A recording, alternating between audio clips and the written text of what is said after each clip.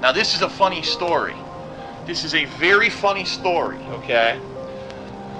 When I was a kid, there was this one year, and let me, please, all of you on the stream, if you are a parent, if you plan to be a parent someday, please heed my advice, because this is something that, just heed my advice. So you listen to this story, this will help you, okay? When I was a child, I was very different than the other children. My mom could take me to the local store, and what she would do is she would go to the toy department first, before we looked at anything else in the store. She would say, okay, Philip, because she used to call me Philip. She would say, okay, Philip, pick any toy, and I would look around, ooh, I like that one, and she would hand it to me, and I would look at it, and the whole time we were in the store, I would just look at the toy, oh, it's nice, it's an awesome toy. I would read all the packaging. Of course, I couldn't, very limited reading that I had back then, but I would read as much as I could. You know, look at colorful packaging. I remember back then the biggest thing was He-Man figures. So it was always He-Man. I would look at the figure. So it'd be hours my mom would be in the store shopping for different stuff or whatever. And finally, at the end of the day, we'd go back to the toy department and I would put the toy back. And I wouldn't bitch and moan. I wouldn't demand that my mom buy it for me.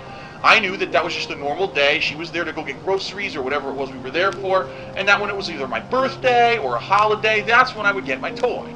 And that's how I was as a kid. And a lot of you might be saying, what the fuck?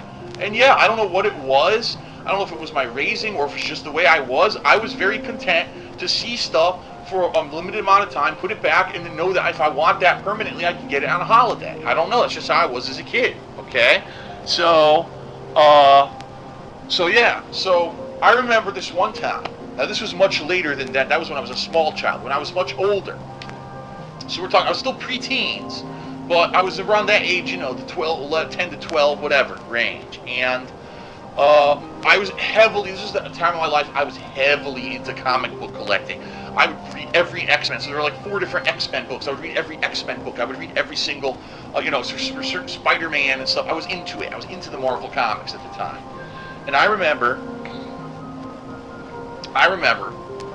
this one time, I was into, again, I still like the action figures. I was into the X-Men action figures at this time. And at this time I had an allowance, so I would save up my money, and I would spend this every once in a while to buy these X-Men action figures. So this one day, here's the thing. A lot of people might not even realize this, too. This was nuts.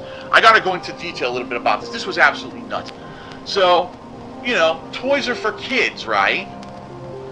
What happened back then is that because the comic book fad was so big, other things that were offshoots of comic books also became collectible and highly valued. So, for example, the X-Men figures. When they came to a store, the box would have like a lot of certain figures and very little of others. And one of the ones that was the variant that was rare was Wolverine, which was nuts. Why would you make Wolverine the variant that only has a few per box of shipment? Because Wolverine is one of the most popular characters in the X-Men universe. So the Wolverine figure was very rare at the time, okay?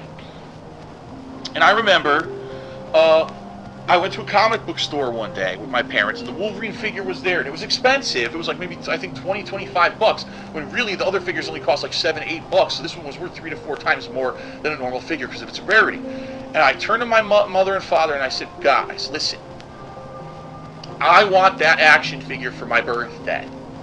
So, please, what I would ask you, I've never asked you to do this before. We know how rare that figure is. We know we've been to stores endlessly and we've never seen it in the flesh. It's finally here in front of our faces. Please buy the figure now. Hide it from me for for months until my birthday, and give it to me on my birthday. This will ensure that I will get this action figure because we know how rare it is. And it's the first time we've seen it. And I begged with my parents, and I pleaded with my parents to get it, right? So the way it worked is that maybe once a week we would go to the comic book store. And so like 1 week, 2 weeks, 3 weeks in a row, they still didn't buy it, right? Week 4, we go back. It's gone. We asked the store owner what happened. Someone bought it, and I have not. You know, we haven't gotten any more. We've gone to other.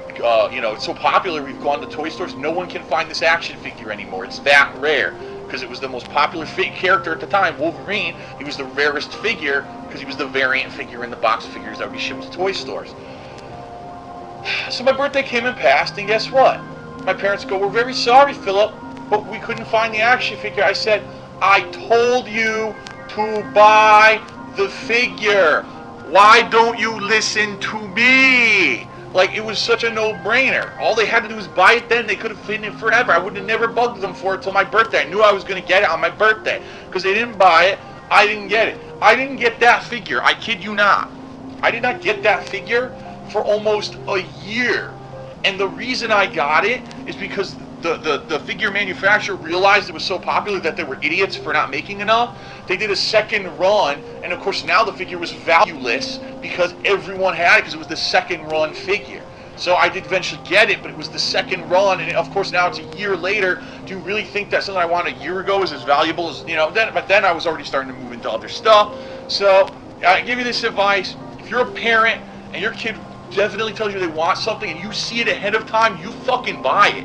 You don't wait, because this is what happens every year with Tickle. Remember they had Tickle Me Elmo? They had all these toys. Every year there's the hot toy, and parents don't listen. They don't buy it when they see it. They wait, and then all of a sudden, last minute, everyone goes to buy it, and you don't get it. And now you look like an ass in front of your kid that you couldn't go just the simple thing of buy them the thing that was there and available right in front of their face at one point, and it's very disappointing for the kid. So if you could get it ahead of time, get it ahead of time. Okay. Now, let's see. And yes, I see someone asking in the chat, yes, my parents did have the money to buy it. They were just fucking stupid.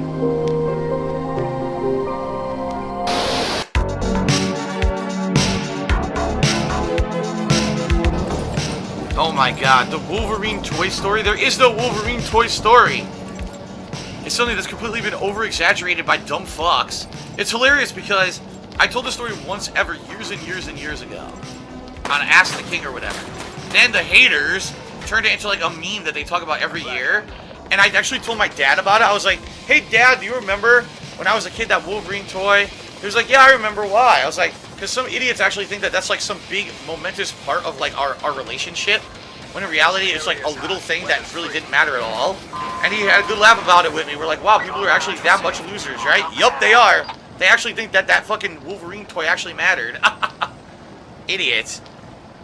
Potential collapse detected. Advise relocation to indicated safe zone. Proofser says, I think the Wolverine Toy Story is kind of cute. I can't believe that, you know, detractors make it into a big thing. I agree. Like, when I told the story, I wasn't telling it from any kind of a malicious standpoint, like I hold resentment against my parents for it or something. I don't.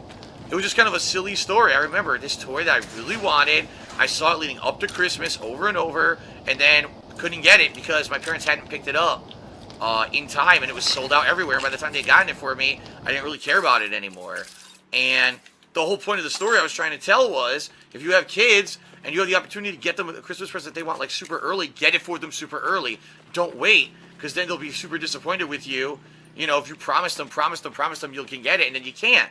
I was trying to help people who were growing up, you know, with some life advice for something that happened to me as a kid. People think like, feels like a entitled little child. He wanted this toy and rah, rah, rah, rah. Like, what the fuck are you talking about? I was a kid. This is the truth. When I was a little kid, my parents would take me to the toy store, okay? And here's what they would do. You know how little kids get bratty and they want a toy, right? They want it so fucking bad. They give me a toy, give me a toy. You know, I want a toy. And parents were like, no, I can't get you that toy right now or whatever. And they'd be like little brats and be all fucking pouty all day. When I was a kid, apparently, this is what my parents tell me, they would go to the store and they would say, they would take me right to the toy store first, or the toy department first of the store. And they would grab a figure that I liked and let me hold it the whole time. And I would look at it and, you know, kind of mess around with it, play with it if I wanted to. You know, don't take it out of the package, but just look at it or whatever. And I would be very pleased as they did all their shopping throughout the store to just look at that figure the whole time. And at the end of the trip, they'd say, okay, Philip, you know, we can't get that today. Okay, I understand. You know, it's a birthday or some special holiday coming up. Maybe I can have it. But I can't just have that just because we're at a store. You know, my parents weren't fucking rich where they could just buy toys every time we went to a store. And I understood that as a kid. So they would actually put it back and I would be okay. You know, now how many kids, you know, do you know that I guess are like that? You know, a lot of kids, they're bratty, and, you know, they want that fucking toy no matter what, and if you don't buy that toy for them, they're gonna fucking have a temper tantrum for the rest of the day. But I was never like that. I was literally the opposite of being like a brat when I was a kid, because I understood my parents didn't have a ton of money, and they were doing what they could to make a nice life for me, and I didn't want to be an ungrateful little shit, you know? That's how I always was. So for them to spin, oh fuck, for them to spin the story that, oh, because I didn't get a toy for Christmas, I'm some kind of like an entitled brat, and then they bring it up like a meme. It's like, what the fuck are you talking about? That's like the opposite of how I fucking was as a kid. But that's the thing. They make that shit, they literally make that shit up to spout this toxic narrative about me that has no foothold in fucking reality at all.